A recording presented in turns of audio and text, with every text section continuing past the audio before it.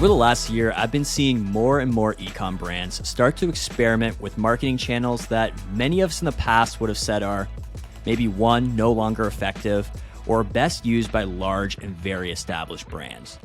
Those channels are things like billboards, out-of-home ads, and sports sponsorships. Today, we're going to talk about that last one, sports sponsorships. And because I'm a Canadian and my guest today is Canadian, we're going to dig into that stereotype and talk about a professional hockey sponsorship. Our guest today is Aaron Spivak, co-founder of Hush Blankets. Welcome to the show, Aaron. Thank you for having me. Now, Aaron, this isn't your first time on the show. We've had you on the show once before. I think the last time you were here, we were making predictions for 2021. And I think your prediction was content is going to be the game changer for e-com brands in 2021. And my prediction was that this is the year where digital advertising is going to take a back seat. I think we were both right to some extent on what's going on right now. So I'll leave a link for people to go back and listen to that one. But for anyone who didn't hear you come on for the last one, you want to give our listeners just a quick overview of what Hush is all about? Totally. I mean, Hush is unique. So in 2018, we started as the world's first premium weighted blanket, taking care of all the things that were wrong with the general ones, like the weight distribution and the sizes and the heating and cooling, which is a huge thing. But more recently, we've transformed into a sleep brand, really just creating innovative products that actually work. Isn't just foam or memory foam or lavender and things you see. Products that are tested, that are built, that unfortunately take us so long to build because we want them to actually work and provide people with a restful sleep, which is ultimately our goal.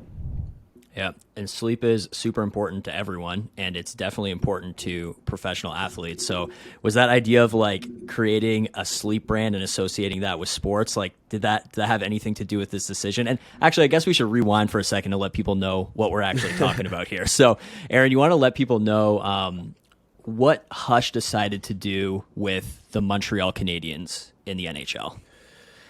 Yeah, so, I mean, interestingly enough, we probably get pitched these types of out-of-home advertising, you can call it, or sports advertising 100 times a month, if not more.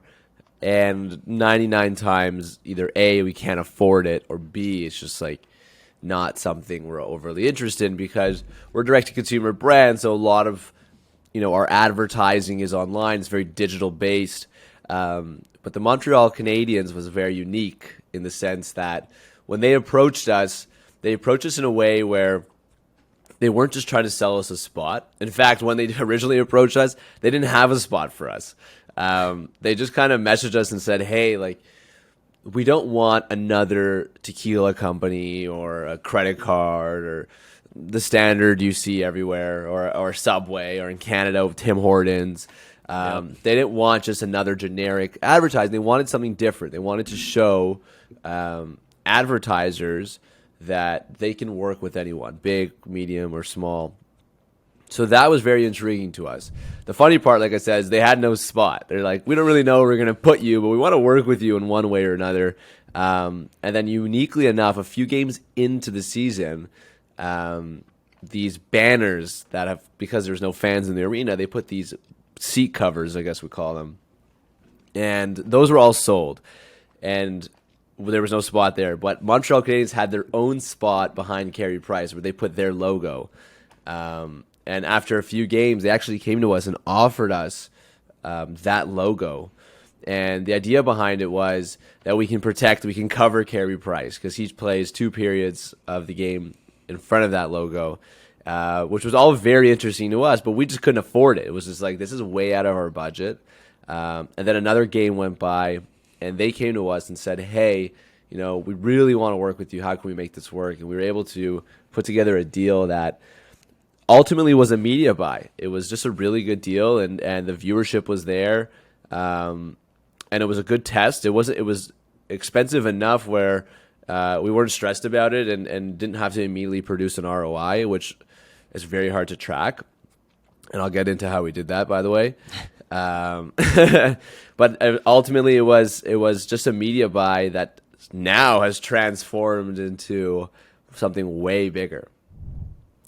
Yeah, and these seat covers, I'll post a link to a picture of this. I think I sent it to Aaron the other day. It came up in my Instagram feed. It was the Canadians celebrating clinching the series, and they're just celebrating right in front of the Hush logo, which I thought was unreal.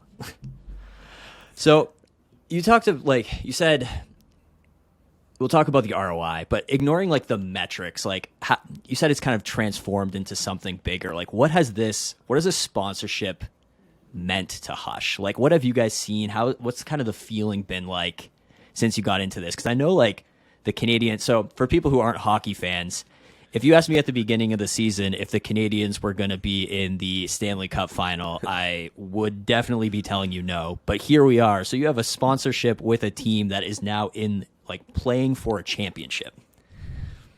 Yeah, they're the lowest seeded team to ever compete in the Stanley Cup Finals. So, I mean, it has transformed to something because they've had an incredible playoff run.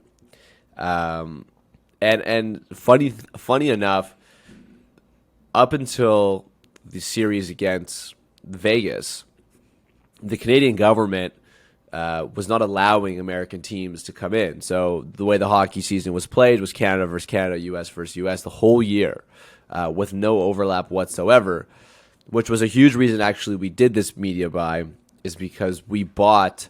We were formerly hushblankets.ca, and like I said previously, we're kind of becoming more of a sleep brand. So we bought hush.ca as a domain, and we were sitting on it for like 6 months because we had no effective way of launching it. And we had a bunch of other launches planned, so we kind of put it on the back burners. It had a redirect.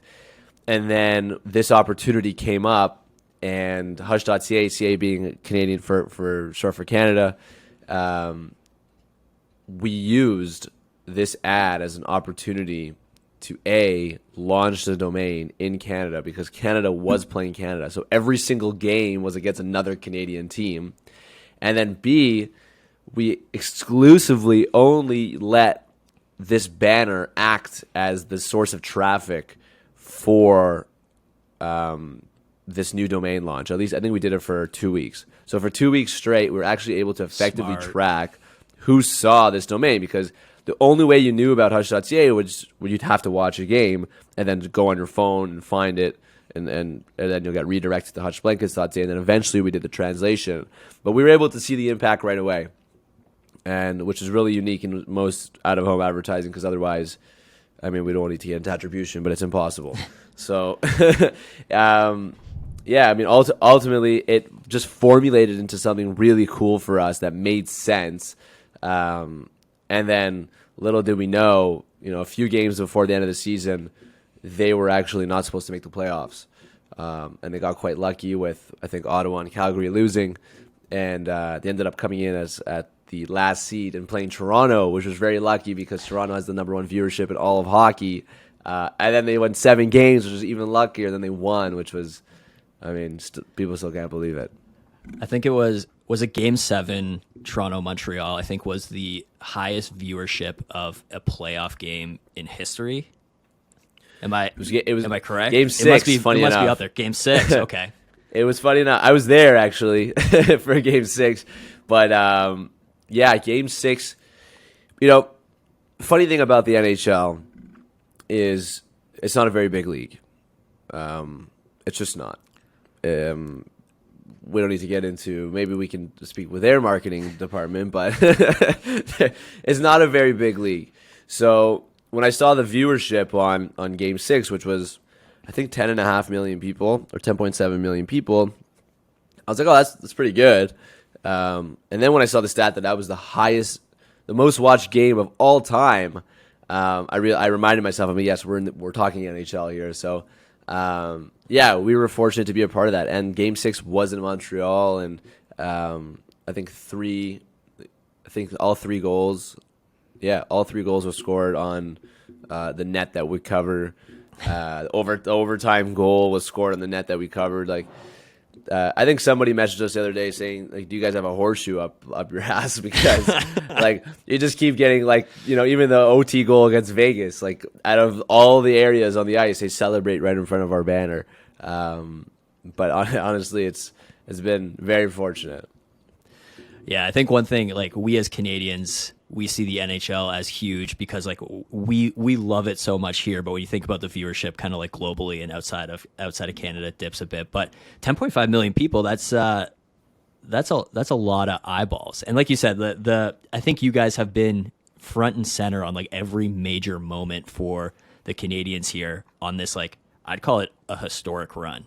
And you said there, like, we use this buy as a way to launch the new domain, to go from Hush Blankets to hush.ca.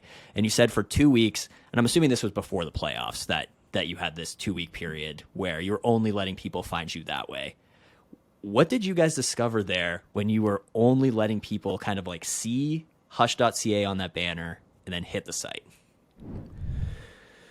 That's a good question. I mean, there was definitely there's a lot of traffic coming through. And it was funny because when we did this play, I mean, it's tough to use out-of-home advertising as a traffic play because you are asking people to do a lot. You're asking them to remember the ad, to then take an action on the ad. And like, it's not like a digital ad where you just click it. So we didn't expect it to be a traffic play. We expected it to be more of a branding play and an awareness, which is like safe terms for marketers so you don't get penalized by people. It's like, well, there was good awareness on it. But honestly, it was, especially in the beginning, there was a ton of search. There was a ton of traffic that came in. I wouldn't necessarily say that we immediately converted on that traffic or we saw a huge increase in sales.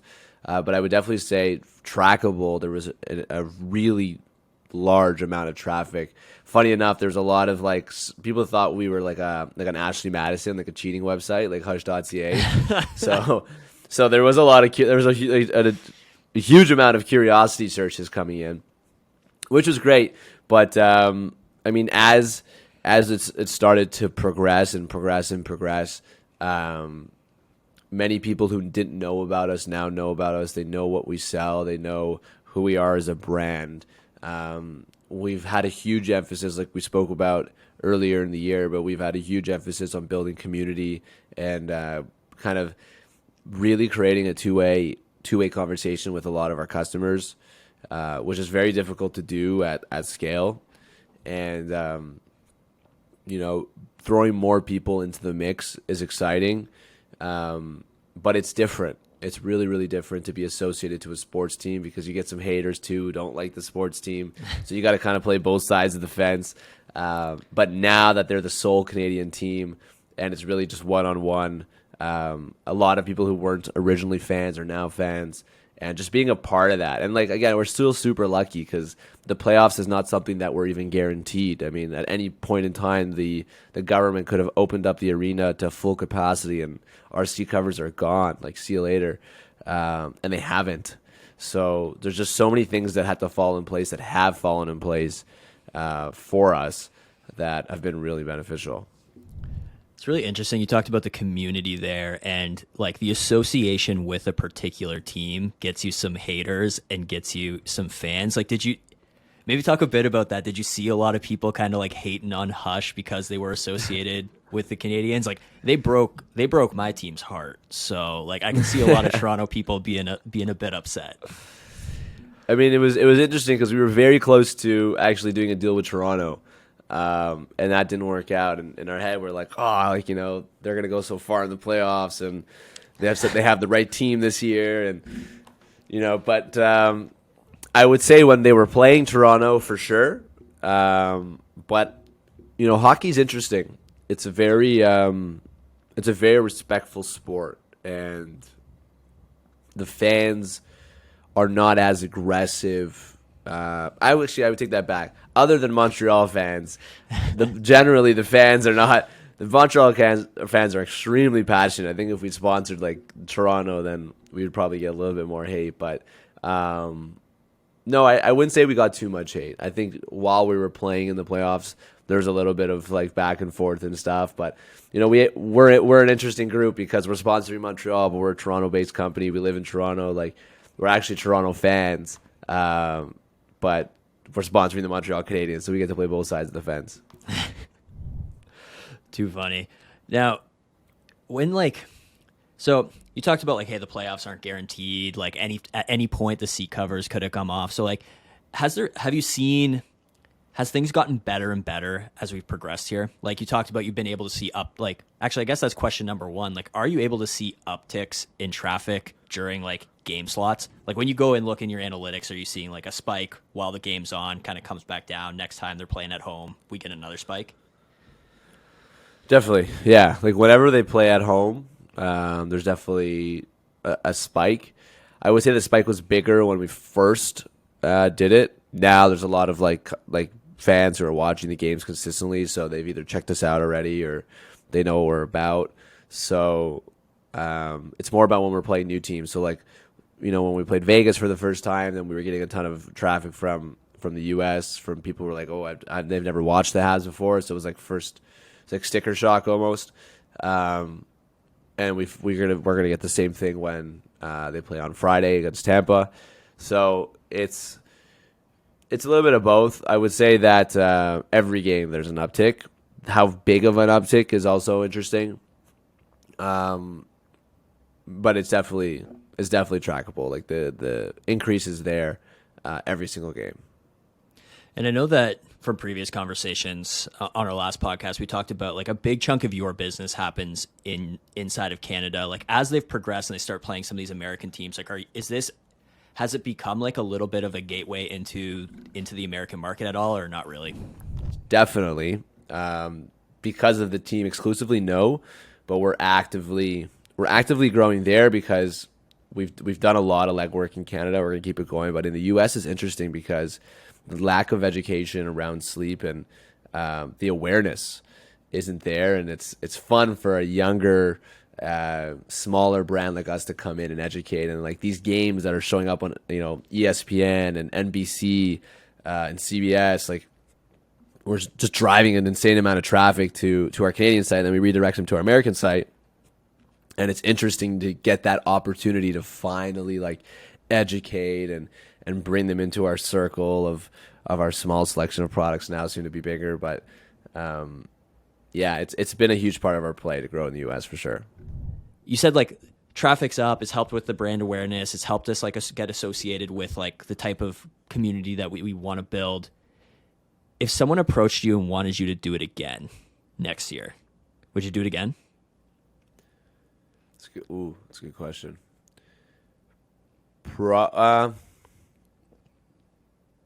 Probably not. Okay. Do you think that's because of, do you think it's because like a series of fortunate events happen this year and it kind of was like serendipity to make it happen versus like, I don't know if like when things go back to normal and like, it's just I hate using that term normal, but like when that happens, like maybe it doesn't have the same impact that it did through like the serendipity of this year. Yeah. And you have to look at what's available, right? So generally you can sponsor the jersey. I don't know if they'll do it, but generally you might get a spot on the jersey. You might get a spot on the helmet. And then you get rink boards. And then you can do in arena stuff like the Jumbotron or something. And those things have been priced for decades. There's like, a rink board is anywhere between $10,000 and $20,000 a period, depending on where you're situated. More expensive if you're on the bench, less expensive if you're behind the net. And like those price sheets have been laminated and stapled many, many, many times. You're not negotiating those. And the same people buy them every single year. So that is an option if you want it. I would never buy a rink board. Like I've been to a couple games this season myself. I've watched many, many, many games. I don't remember a single rink board. Just not a good buy for me. The second thing, the last thing that's available is an in-ice placement. So we saw Manscaped do one. We saw Crypto.com step in and do one. Many big, like the same big guys do them. You can sponsor both corners behind on each of the goalie, and then you can sponsor the dots around center ice, and that's it. And then there's this new thing where they do these like digital augmented reality sponsorships. So you can sponsor like the glass, and then sometimes on power plays they'll do like between the space between the blue line and the top of the circles. All of them, in my opinion, suck. Maybe the augmented reality behind the net on the glass, but like that's a per period thing too. So all of those are extremely expensive and not ultra effective. What we got will probably never be available again. Yep. Actually, might never ever exist. It might never ever. Yeah, it just might like really yeah, unless like another wave or like something, whatever. You know, it's really not going to happen. And we covered, I think, like 250 seats, so it was like almost 3,000 square feet. Looked like it's way bigger than anything you would get on the rink. Yeah, it was like just the Hustle.ca logo is the gap from the more than the entire trapezoid, so we can fit like 6 rink boards, just the logo part. When I saw it in person, I was like, "Oh my god, this is massive!" They asked us if we wanted to keep the banner. I'm like, I don't know where I'm gonna put it. It's huge. So it's an opportunity that will never exist again. And ironically enough, they had no price chart for it. So it was really an opportunity where we can work with them and create a partnership that was beneficial to both sides. Not something you can do for anything else they've been selling for 50 years. Yeah, so I mean, the answer is I wouldn't buy any other spot on the ice. And without having the spot that we have now, I probably wouldn't buy it. Interesting. Now, is there anything else that comes along with it? I think I saw from your Instagram account, it was like, I think it was Carey Price wearing one of the blackout masks. Like, is there anything else that kind of comes along with the sponsorship, or is that, again, serendipity, like that happened to be a thing because you guys gave him one or something like that? Yeah, I mean, the players, one thing that's actually goes unnoticed is that another lucky thing was that the AHL team, the Laval Rockets, were forced to play in the same arena this year. So that was free. I mean, the AHL team was playing there, and they had an incredible season. They really did. They had an incredible season, and I think they were like first place. And then when Cole Caulfield came up, he was playing with them. So all the Habs fans are watching him in the AHL, and that was just included. But yeah, I mean, Carey Price was interesting. When he was injured, he sent us a DM on Insta, and he said like, "Hey, like this Hush thing's been behind my net the whole year. I'm at home recovering. I'd love to get a product." So we like immediately sent him a bunch of stuff, and then trickling like slowly, different players on the team started wanting it, and some bought it, some asked for a discount, some ended up getting it for free. And then now, because they're traveling a lot, they all use like our blackout mask for the plane rides and travel pillows. I mean, it's really cool to actually be a part of the team because they're actually sleeping and using the products. And it's not something that comes with it, to be honest. Like, it's not something that the Habs were like, "Hey, you guys want to send products to the players?" Like, that's not a part of the deal. It was just like, I guess they're practicing and seeing this Hush.ca like every single day. They're like, "What the hell is this?" And then they figure out who we were, and they're like, "Okay, we want some product." So it wasn't only just working on the fans; it was working on the players too. Yeah, it was. The players were. I mean, when Carey Price messaged us, I think our Slack channel just like popped off. They're like, "No way." I mean, it would have been an amazing feeling. Yeah, he's just like, "Hey guys, I've been seeing this thing behind my net the whole year. How do I get some?" So that's amazing. And like, you guys obviously leveraged all of those situations into like, again, there's no such thing as free advertising according to you, but like having Carey Price talk about that, like having a couple of like those images start to like pop up of the players wearing those masks, like there's got to be a ton of value in that for you guys as well. It's one thing to have your logo in the arena. It's another thing to have like the actual players be using your products publicly. Definitely. I mean, Carrie's wife, Angela, has an incredible following, and she's actually the one who posted it because people were asking when he was injured, like, what's he doing for recovery or how's he sleeping? And she was like, yeah, he uses his blanket and his eye mask all the time. There's been a lot of like really cool moments that have manifested from this partnership. Like I said, like I think if we bought a rink board, there's no way any of this would have happened. I think if we got the digital ad, there's no way this would have happened. Like it literally had to be a massive like 40 by 50 banner right behind his net. Like if we had it in any other spot, I don't think he's messaging the tequila company asking for tequila or the water company asking for water. Like it was just a really unique deal, and there's been like so many positive things that have come from it. And none of it we thought like none of what is happening or has transpired. Like if you gave me a list of things, like say, hey, list all the things that are going to happen from this on day one, I wouldn't have written any of that. When you looked at it day one, like I know we said like, hey, we probably wouldn't do this again, but like say someone's considering, like another brand's considering a sports sponsorship. I think we're seeing it definitely we're seeing it more often than we have in the past in our space. What would you be looking at?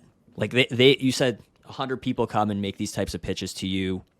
What are you evaluating those to say, like, what made you say yes to this one when you start like looking at everything that's in front of you?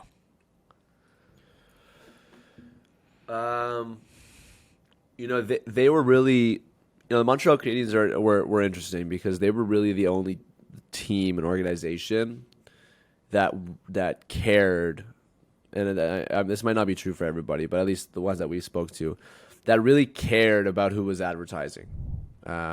It's kind of like creators and influencers, right? Like some of them will just promote anything, just like Right. cut me a check, I'll do anything. And some will be like, nah, like sorry, your brand doesn't resonate with my following and blah blah blah. And they're very much like that. They really wanted a Canadian small business to be a part of their story, to be a part of their brand, and they were willing to make it work. They really were. Probably one of the best. And we've done a lot of out of home advertising, like billboards and subways and whatever, and they were probably one of the best advertisers that or sellers that we've ever worked with. They went above and beyond. Like we were asking for probably too much, and they made it all happen.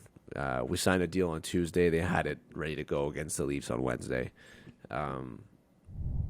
Just amazing. Actually, we didn't even sign the deal. We just sent a text saying we'll do it, and they just made it happen. So, I mean, I honestly think that if it wasn't for how great they were, we probably wouldn't have done it. So I think from that, it's look at the relationship you're getting into with who you're going to sponsor here. Because like when you said, hey, like you look at some of those influencers and like, hey, like cut the check and I'll do whatever you want.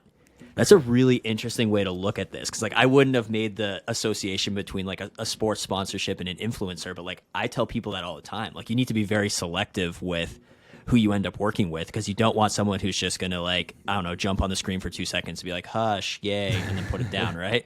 Like you need to get into the right partnership. So I think that's really sound advice. And last question I'll ask you here is, like, beginning of this, we were talking about like all these different, you called them hard to attribute ways of marketing, out of home, billboard. Like why are we seeing so many more D2C e-com brands try out these channels? Like I think we're seeing more this year than I've ever seen.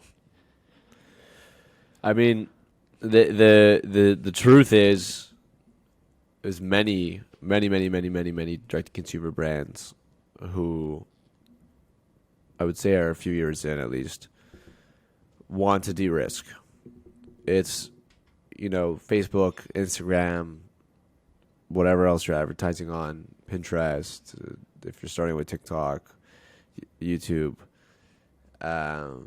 they're becoming increasingly risky. And the reason why is because big money is starting to pour in. Large 100 million plus budgets are starting to pour in, and they're increasing the costs for the smaller guys. And the smaller guys who are enjoying fishing in the lake before anybody else, and they were catching fish all the time, now have these big guys with big fishing boats, dragging their net across the ocean floor. So it's becoming increasingly difficult, and we need to diversify. Now, is out of home more profitable? I don't know. I don't think. I think it's very difficult to, run out of home and see a direct lift unless you're creative enough to, run an ad in a specific community or a specific city and then track lift in that specific community, which is possible. I mean, there's ways of tracking lift, but accurately attributing specific sales is very difficult to do. But ultimately, it's about building brand and be as creative as possible. I still think the creativity and the content and what's produced and how that is done will outweigh the channel. You can still be very effective on Facebook and Instagram if you have really good content, really good creative. You can still be effective on TikTok and Reels and Pinterest. It's all about the content that's produced. And that's the same with out of home. When we ran our out of home ads in Q3 of last year, we ran an ad saying, your girlfriend or your mom called and she wants a hush, and it performed well. And we had it running every 5 minutes. Some people have their ads running every minute. Some people have their ads static, like they're all the time. But most people run generic ads. So it's really about being as out of the box as possible. Try to get the most bang for your buck, but I think we'll see more of it. I think the separation between like retail brands and like direct to consumer brands is just gonna like form into just like a brand, and everyone's just gonna be a brand eventually.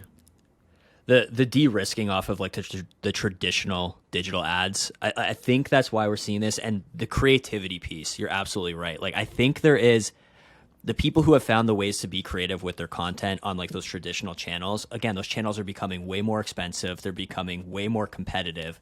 So like people are starting to move to the places where it's less competitive and they can be creative again. Like I've seen some very, very impressive billboards over the last like, I don't know, let's call it 4 months. I think my favorite one is at the beginning, or this one's a little bit older, but the beginning of the pandemic was like an orthodontist clinic being like, there's never been a better time to get braces.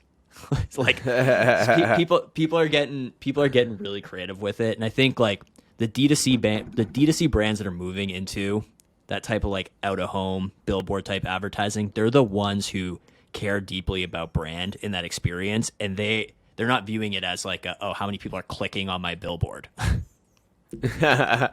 You can't. You got to kind of put some money aside and just run it and just push it as much as possible. And I will say that over the next, we're in the 7th month now. No, we're soon to be in the 7th month. Soon to be 7th month. Yeah, crazy. Holy smokes, I can't believe it. In the 7th month of the year, with only 5 left, I think the next 5 months will be transformative for advertising. I think more will happen in the next 5 months than ever before. The last 4 or 5 years. I mean, I don't know if you're a Gary Vee fan. Are you? I listen to him every once in a while. Yeah. I think we've all just, when we were younger, probably more. I used to be a huge Gary Vee fan, and now it's just like, he's just no time for it, to be honest. But when I was young, and he was that guy for me growing up. And 4 or 5 years ago, he said that he said exactly what's happening now would happen. And he's like, eventually the big money is going to roll in and all the little guys are going to get squeezed out. And then I remember I asked him a question at his conference, and I said, when are the big guys going to roll in so we know? And he said, I don't know, but when it happens, it's going to happen really fast. Just like it did with Google back in the 2000s. You know, Google's used to be cents a click, right? You used to get a click for 5 cents. And then now it's $5 or more. And that's happening right now with Facebook, Instagram, and the iOS changes and all like that. Do I think it's the end of the world? No, definitely not. I think we're gonna get creative, and it's gonna be unique, which is why I think the next 5 months are gonna be amazing to see what goes down in terms of marketing, digital marketing. I've been talking to a lot of brands recently, and I keep on saying, like, hey, I feel for what's going on right now, but I'm also like really excited about what's going to happen because of what's going on. I mean, like, I'm the retention guy, so like I'm all about, like, how do you maximize the value of your existing customers? It's what this podcast is all about. So the fact that, like, we can't rely as heavily on some of these traditional channels that we did in the past, you're right. Like, the last 4 years have been like this slow change is happening, and now all of a sudden this like slow ripple has turned into a wave, and like we're gonna see what brands can do about it. And I think you're gonna see some real creativity and some real change in the space. I think like, who did I say this to? I forget. I was telling somebody. Oh, it was at a school, and they were suggesting what degrees and paths to go down in terms of study that will yield the best return in terms of income, or actually get a job or whatever.